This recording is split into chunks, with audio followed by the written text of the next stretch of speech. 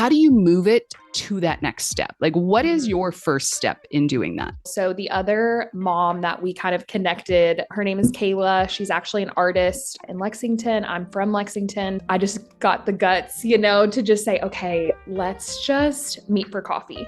She had actually done a retreat in the past, but she had organized it all. Kind of just started there, like, hey, I noticed you did that. Tell me what you loved about it and tell me what was really challenging. She did an amazing job, but she was like, but it was so overwhelming. I had so much anxiety. It's kind of fun then to come and be like, well, I can do this and I can do this and I can take care of this. And then she's like, okay, let's do it.